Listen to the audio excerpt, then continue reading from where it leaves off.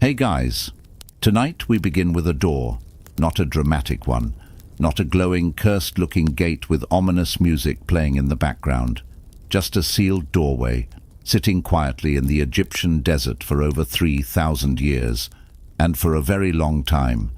It stayed that way. Before we step any closer, take a second to like the video and subscribe, but only if you genuinely enjoy drifting off to these corners of history. And let me know in the comments, where are you listening from tonight? And what time is it where you are? It's always oddly comforting to imagine all of us scattered across the world, listening to the same slow story, probably half asleep. Now, maybe dim the lights a little. Get comfortable, and let's gently wander into one of history's most famous bad ideas. Because tonight, we're talking about the people who opened King Tutankhamun's tomb, and what may, or may not, have followed them home. Let's start with the man who made it all happen. Howard Carter, an English archaeologist with a lot of patience and stubbornness. Carter had been searching for the tomb of Tutankhamun for years, not months, not a casual weekend hobby. Years. By the early 1920s, most experts decided that Tut's tomb had either already been looted or simply didn't exist anymore. But Carter did not agree. He had a sponsor backing him, Lord Carnarvon, a wealthy British aristocrat who had funded the excavation for quite a while. By 1922, Carnarvon was getting tired of pouring money into what looked like a very expensive sand collection. He told Carter, one last season. And so, Carter kept digging, carefully, methodically, day after day, under a sun that had no interest in making this process comfortable, until one day, something changed. Just a step, a carved stone step, emerging from the sand. Carter kept going, step by step, until a sealed doorway appeared, covered in ancient plaster, stamped with royal seals. Now, at this point, a reasonable person might pause, but Carter sent a message to Lord Carnarvon saying, "You might want to come see this." So, in November 1922, Carnarvon arrived in Egypt, and together they prepared to open the tomb. Carter made a small hole in the doorway, and then, famously, he looked inside. Carnarvon asked, "Can you see anything?" And Carter replied, "Yes, wonderful things," because what he was looking at was a room filled with objects untouched for 3,000 years. Gold, statues, chariots, strange, beautiful items stacked and scattered in a way that suggested whoever sealed this tomb did it in a hurry. And eventually, the burial chamber itself, where Tutankhamun, the young pharaoh, had been resting since around 1323 BCE. But, as you might expect, things didn't stay calm for long, because very soon, people started getting sick and dying. In early 1923, just months after the tomb was opened, Carnarvon fell ill. It started with something small, a mosquito bite. He developed a fever, his condition worsened, and within a matter of days, he was dead. Medically, this wasn't completely mysterious, but almost immediately, strange details began to circulate. It was said that at the exact moment Carnarvon died, the lights in Cairo went out, and then there was his dog. According to reports, Carnarvon's dog suddenly howled and died at the same time. Coincidence? Perhaps. Headlines about the curse of the pharaoh spread. This archaeological discovery had turned into something much more dramatic and supernatural. Now, to be clear, ancient tombs did sometimes include warnings. They were more like strongly worded messages. Please don't disturb this tomb. Arthur Mace, a member of Carter's team, also began to experience health problems. He died in 1928, adding another piece to the puzzle. There are ordinary explanations. Bacteria, ancient molds that had been sealed inside for centuries. Nothing supernatural, just biology. And at the center of it all, still working, still very much alive, was Howard Carter, which is slightly inconvenient for the curse idea. Was it ever meant to be? Or was this just history unfolding the way it always does? A little messy, a little mysterious, and just strange enough to keep us talking about it 100 years later. The strange thing about Tutankhamun is that before the tomb was discovered, almost nobody cared about him very much, which sounds rude, because it is. But history can be brutally selective about who becomes famous. Before 1922, Tutankhamun was little more than a footnote buried under sand and bureaucracy. Ancient Egypt had produced towering personalities already, massive conquerors, monument builders, kings who carved their names into entire landscapes because subtlety was apparently illegal for pharaohs. Tutankhamun, meanwhile, ruled briefly, died young, and vanished into obscurity for over 3,000 years. Then one remarkably intact tomb turned him into the most famous dead teenager on Earth. And honestly, if he had known this would happen, he probably would have stayed buried. To understand why people became so obsessed with the curse, we need to slowly wander backward into Tutankhamun's actual life. He was born around 1341 BCE during one of the weirdest periods in ancient Egyptian history. His father was likely Akhenaten, a deeply unusual pharaoh who decided quite suddenly, what if we changed all of it? Akhenaten became obsessed with worshipping a single solar deity called Aten. He moved the royal capital to a brand new city in the desert. Ancient Egyptian art from Akhenaten's reign also became unusual. The royal family appeared with elongated skulls and strange faces, and into this atmosphere came young Tutankhaten, not Tutankhamun. The Aten part reflected his father's new religion. Tutankhamun became pharaoh around age 9. Imagine handing an elementary school child control over a superpower empire. Powerful advisors guided the throne, while the child king performed ceremonial duties. One key figure was an elderly court official. When modern scientists examined his mummy, they discovered a young man plagued by physical problems. He may have had a clubfoot. His tomb contained numerous walking canes, many visibly used. The reality involved a fragile teenager limping painfully through palace corridors, while court officials pretended everything was perfectly fine. Tutankhamun married Ankhesenamun, likely his half-sister. She grew up amid religious chaos and court intrigue. Tiny mummified infants were discovered inside the tomb centuries later, quietly resting beside their father. Tutankhamun himself died around age 18 or 19. His death remains mysterious even now. The more likely explanation seems painfully ordinary. Illness, weakness, injury. Historians believe his tomb was smaller than expected because his death came unexpectedly. Workers rushed preparations until Howard Carter arrived with brushes, notebooks, and stubborn determination. What shocked archaeologists most wasn't merely the gold. It was the intimacy, sandals, clothing, games. The 1920s essentially looked at one tomb and collectively said, yes, more golden cobras, please. Every death fed the legend. One visitor died from an infected tooth. Another developed pneumonia. The real tragedy was not supernatural. It was human. A fragile boy born into a deeply dysfunctional royal dynasty. As the warm Egyptian night settles over the Valley of the Kings, let's drift onward to the people who entered the tomb after Carter. After the tomb was opened, the Valley of the Kings changed completely.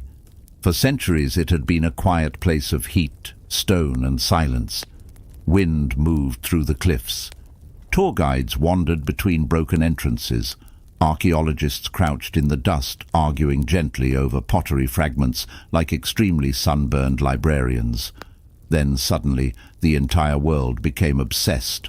Reporters flooded Egypt. Wealthy tourists arrived carrying parasols and opinions. Photographers dragged heavy equipment through the desert while sweating with determination. Everybody wanted a glimpse of the Golden Tomb, and somewhere in the middle of the chaos stood Howard Carter, looking increasingly exhausted, because discovering the tomb turned out to be much easier than managing it. The actual excavation process lasted years. Years. But real archaeology involves endless documentation, careful cleaning, and staring at objects for very long periods while trying not to accidentally destroy history. The tomb contained more than 5,000 objects. 5,000. Beds, thrones, jewelry, ceremonial daggers, sandals, tiny statues, chariots dismantled into pieces, boxes within boxes within boxes. Ancient Egyptians packed for the afterlife like anxious parents. Carter became almost obsessive about preserving everything properly. Every object had to be catalogued, measured, photographed, protected.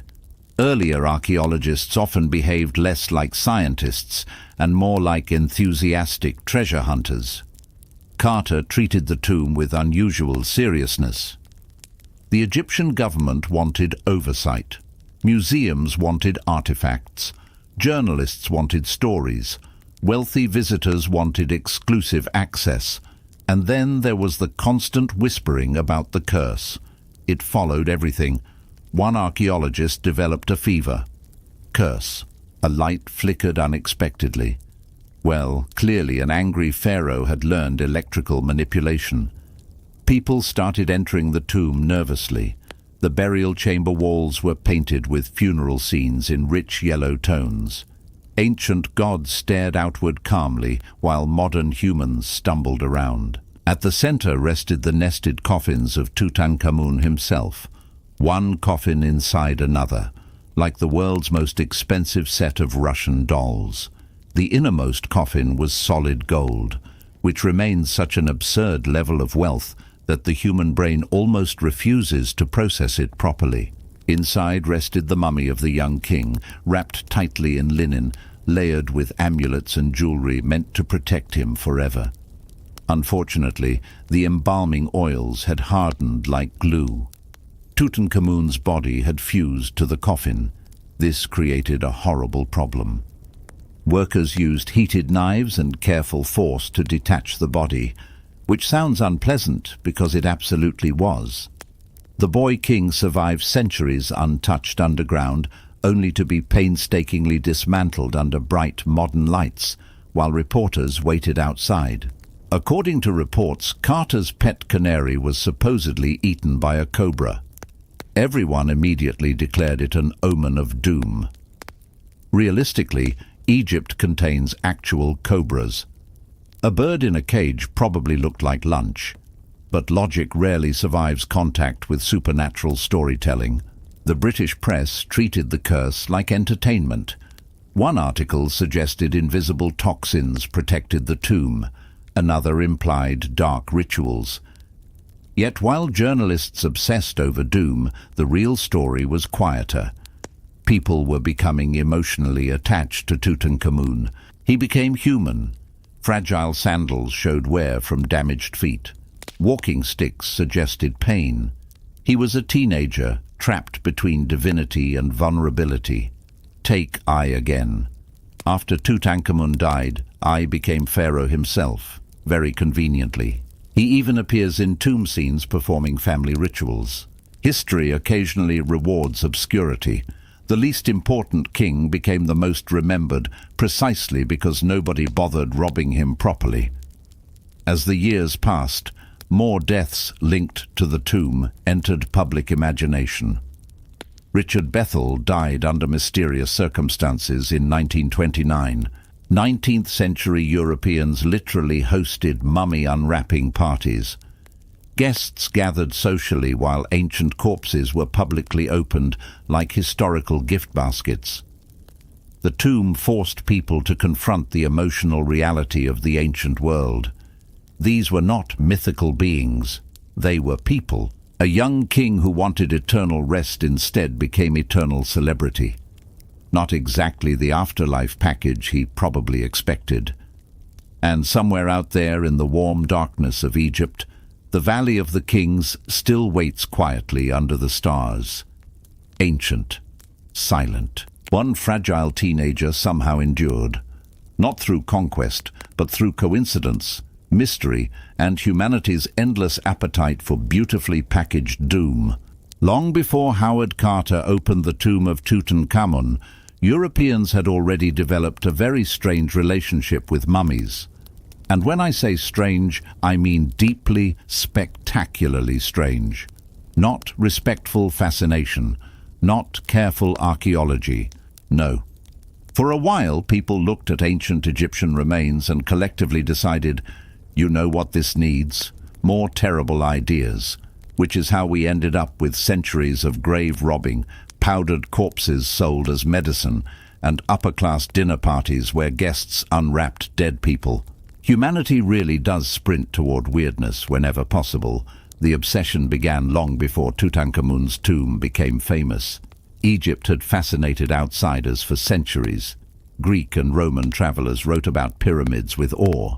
But during the 18th and 19th centuries, Egyptomania truly exploded across Europe, partly because of Napoleon Bonaparte. When Napoleon invaded Egypt in 1798, he brought scholars and scientists alongside soldiers. They documented monuments and introduced Egyptian imagery to Europe. And suddenly wealthy Europeans became obsessed. Obelisks, sphinxes, hieroglyphs, crocodiles, mummies, especially mummies.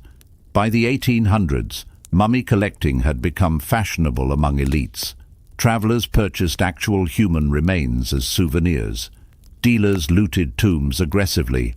Some mummies were even ground into powder and sold as medicine. People genuinely consumed powdered mummy remains for various supposed cures. The substance was called mumia, originally referring to bitumen. Over time, the term blurred into literal mummy consumption. Ancient kings really could not catch a break. And then there were the mummy unwrapping parties. Wealthy guests gathered in parlors while scholars or collectors slowly unwrapped mummies before an audience.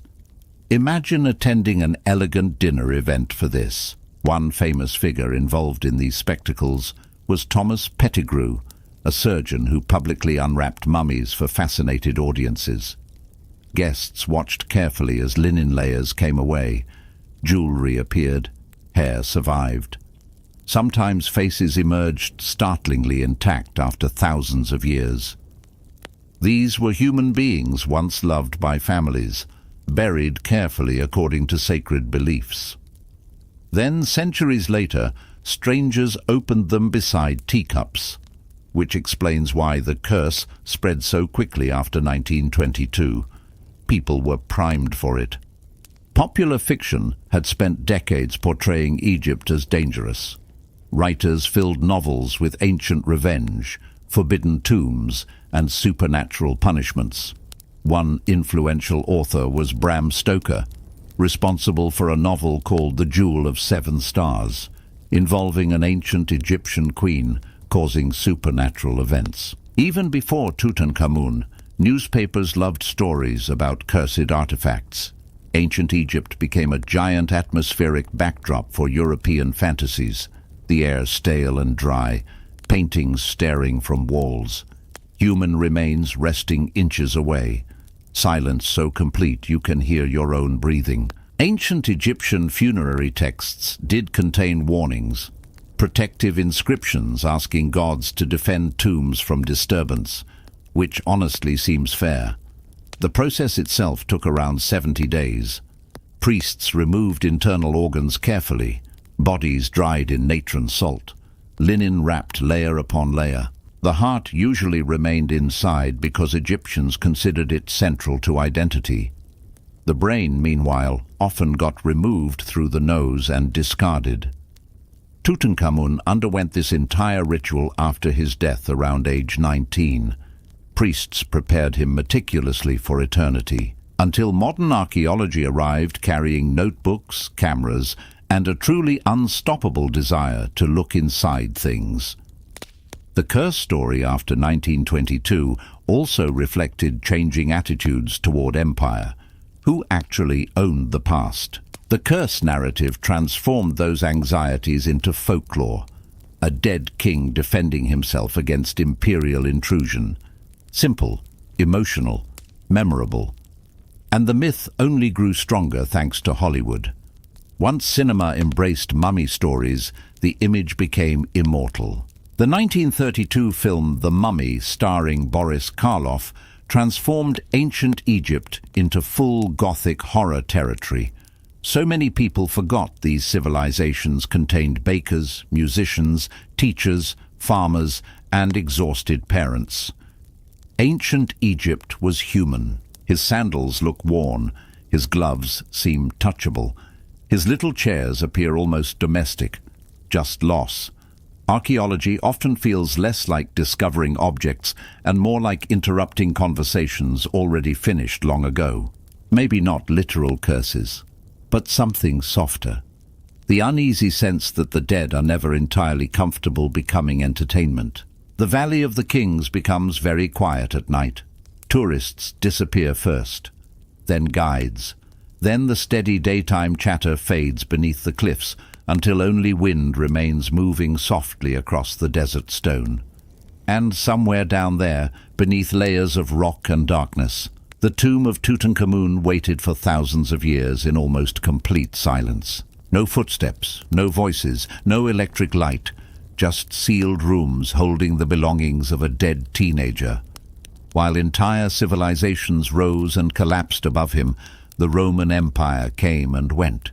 Medieval kingdoms fought wars, ships crossed oceans, industrial cities filled with smoke. And still Tutankhamun remained underground, untouched. There is something strangely peaceful about that, at least until humans arrive carrying excavation tools and very ambitious curiosity. By late November 1922, Howard Carter and his team had only just begun to understand what they had found. The first doorway opened into a corridor packed tightly with rubble. Workers cleared it carefully under Carter's supervision. Another sealed doorway appeared at the end. This second seal carried the royal necropolis markings of Tutankhamun himself, because most royal tombs in the valley had been looted centuries earlier. Grave robbers were astonishingly efficient. But Tutankhamun's tomb appeared unusually intact. Not perfectly untouched, but most treasures remained inside. Imagine knowing that behind one fragile doorway rested objects unseen by human eyes since the Bronze Age. On the evening of November 26th, Carter finally created a small opening through the second doorway. No dramatic orchestral music, no thunder, just candlelight, dust, and one very nervous archaeologist peering through a hole into darkness.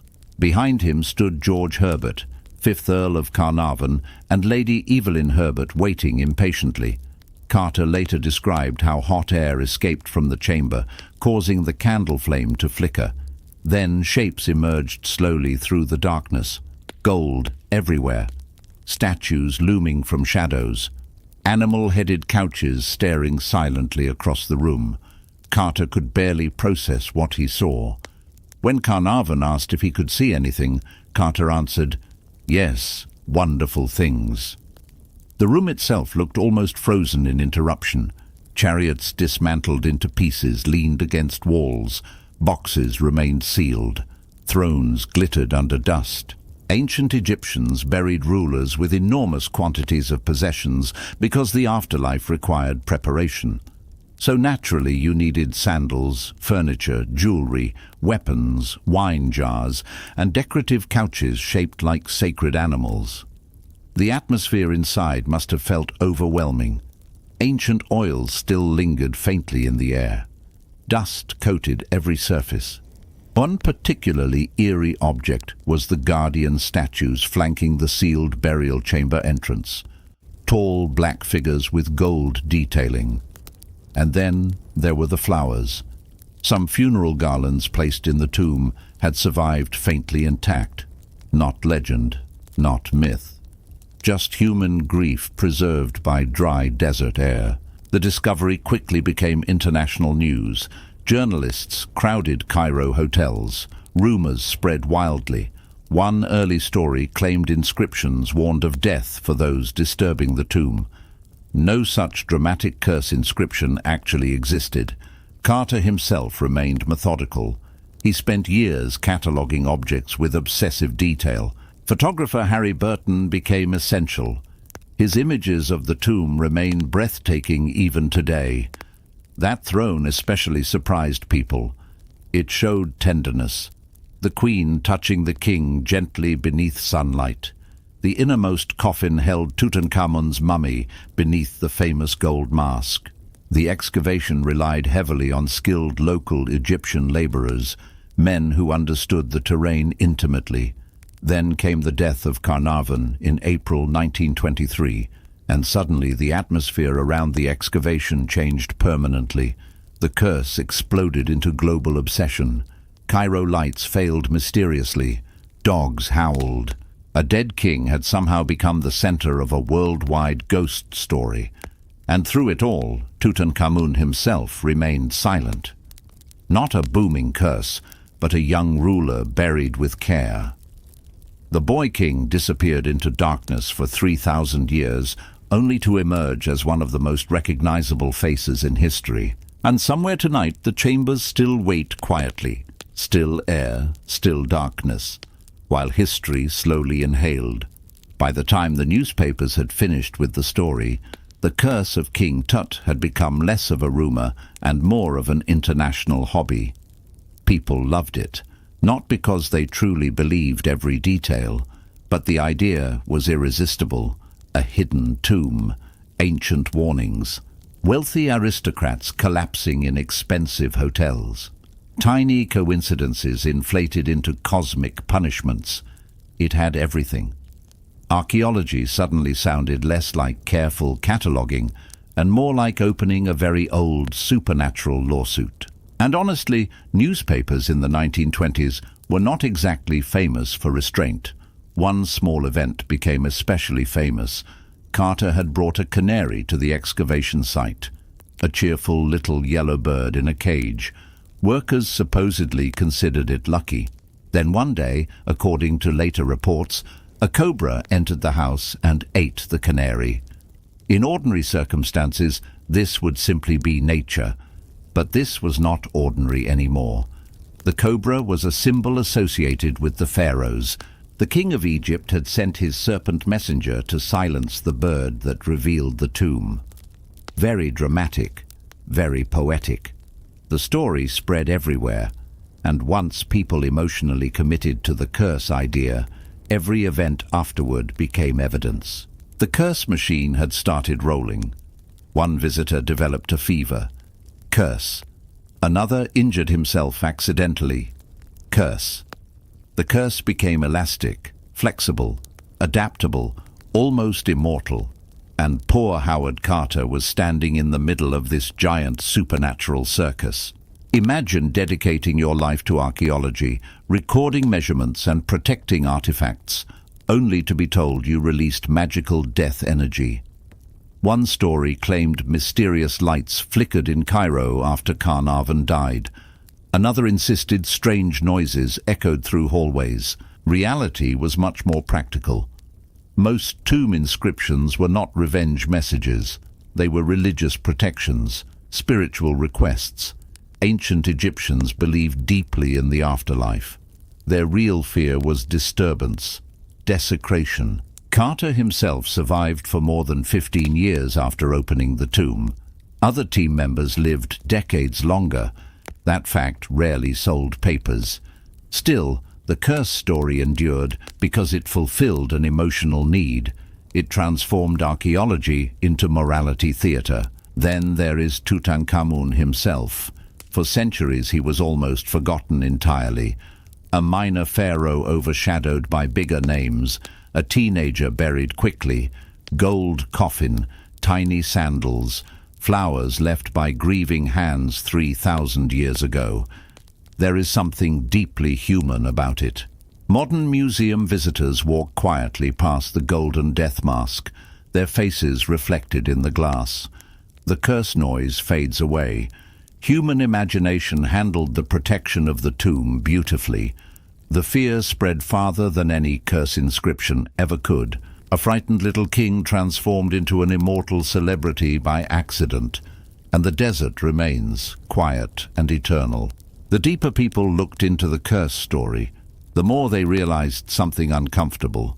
A curse was probably unnecessary, because ancient tombs are, in their own quiet way, genuinely dangerous places, not because of glowing supernatural energy or invisible pharaoh ghosts drifting through corridors like angry fog machines.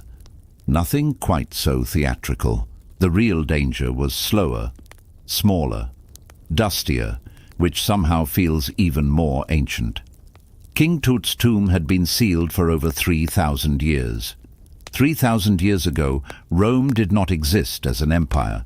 England was a collection of tribal groups. The Americas had civilizations completely unknown to Europe. Entire religions had not even been invented yet. And during all that time, the air inside that tomb barely moved. The fabrics sat untouched. Organic materials slowly decayed. Oils aged. Mold spores slept quietly in darkness.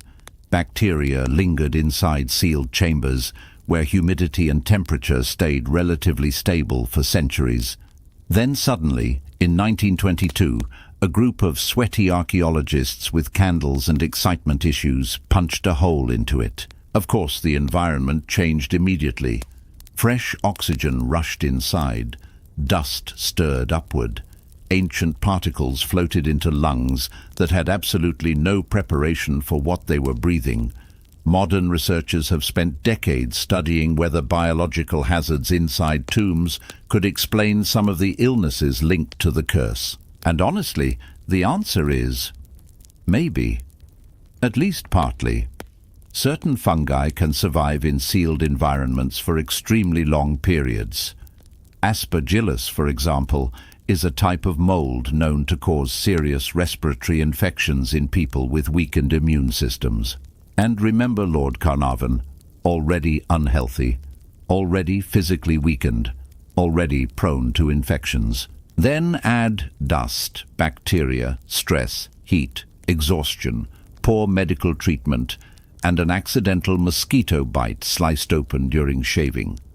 The curse starts looking less mystical and more like a terrible sequence of biological bad luck.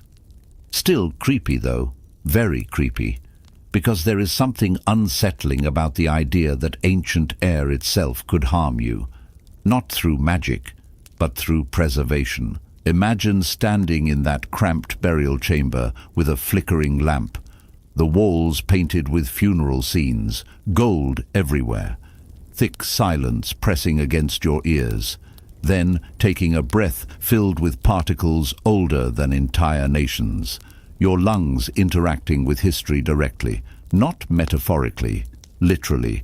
No wonder people felt uneasy. The excavation conditions themselves were also exhausting. Hot temperatures, limited ventilation, dust clouds constantly hanging in the air, preservation chemicals, physical labor, long working hours. Archaeology in the 1920s was not exactly a wellness retreat.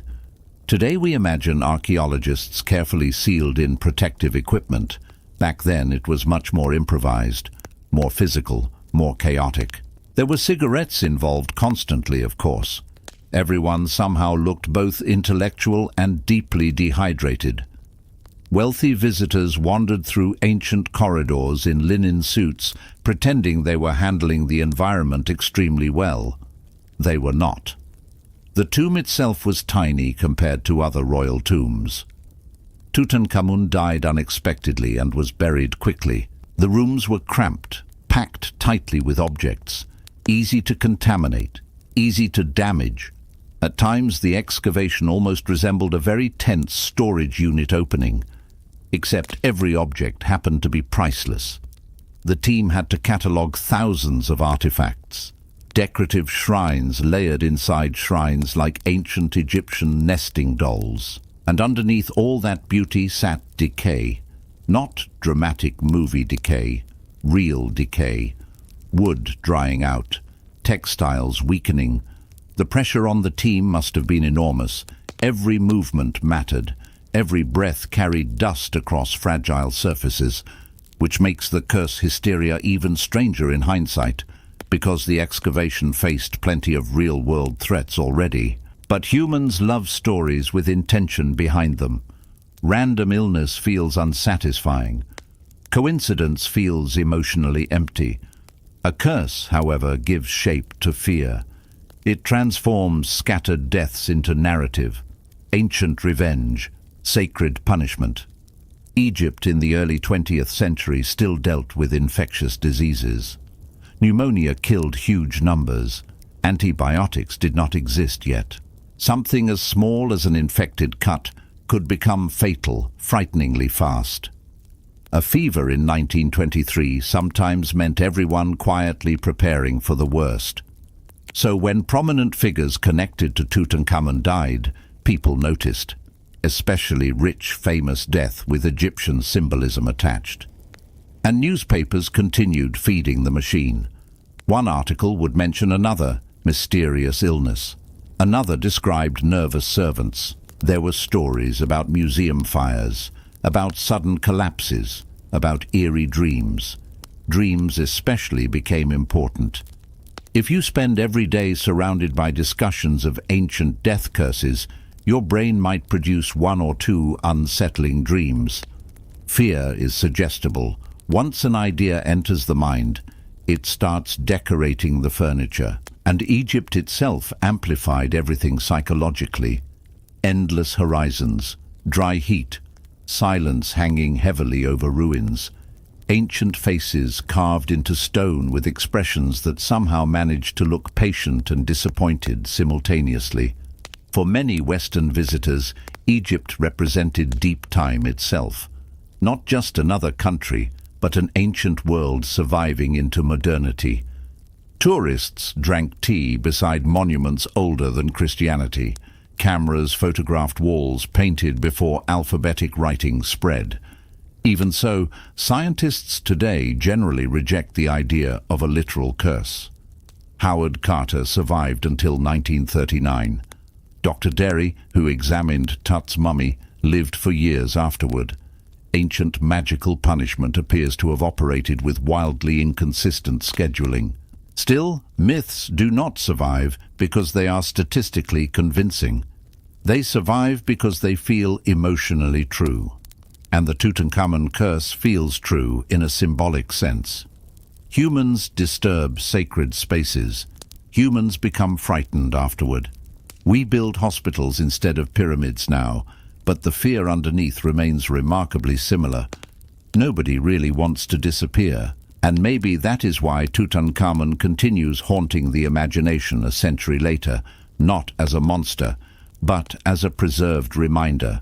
A boy buried with gold still became dust eventually, and the people who uncovered him became dust too.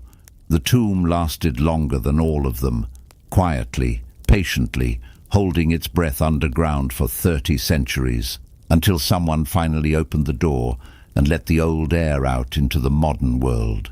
As the decades drifted by, the curse slowly transformed from headline panic into something softer, less of a warning, more of a legend. The dramatic newspaper frenzy faded eventually, as all frenzies do. Reporters moved on to new disasters, scandals, and royal embarrassments. But Tutankhamun remained, still staring outward from posters and documentaries with that calm, golden face, and the question never completely disappeared. What killed the people who opened King Tut's tomb? The answer is probably the least dramatic one: infections, bad medical luck, age, and stress. Lord Carnarvon almost certainly died from blood poisoning after an infected mosquito bite became dangerously septic. Others died from causes entirely ordinary for the era. The statistics never really supported a supernatural explanation. But statistics are terrible storytellers. A curse feels cleaner emotionally, more satisfying. Even knowing all this, it is difficult to stand before these treasures without feeling awareness of time, mortality, and how fragile human beings really are. The objects carry an almost uncomfortable intimacy. Tiny sandals worn smooth with use, gloves, flowers left by mourners that dried quietly for 30 centuries.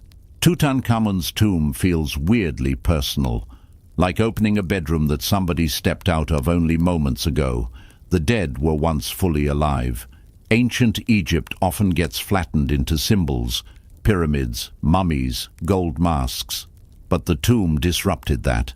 Suddenly, people encountered an actual human life. A teenager's possessions, a family's grief, a civilization trying desperately to outsmart death. And underneath all of it sat a truth. Nothing lasts forever. Howard Carter died in 1939. Quietly, no supernatural drama. He was buried in London with a phrase, "May your spirit live. May you spend millions of years." Carter's work changed history. After Tut, ancient Egypt stopped feeling mythical and started feeling inhabited. Real people had lived, loved, and decorated rooms there. Tutankhamun himself remains a strange celebrity, a young ruler who became immortal because he died at exactly the right moment in the right tomb.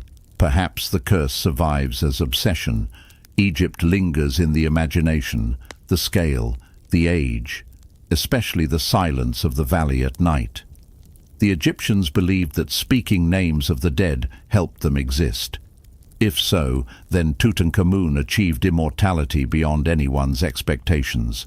Ironically, the curse itself may have guaranteed his eternal memory better than the tomb ever could. Because humans remember fear. Humans remember mystery.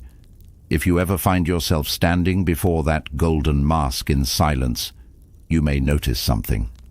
Everyone speaks more quietly there, just in case.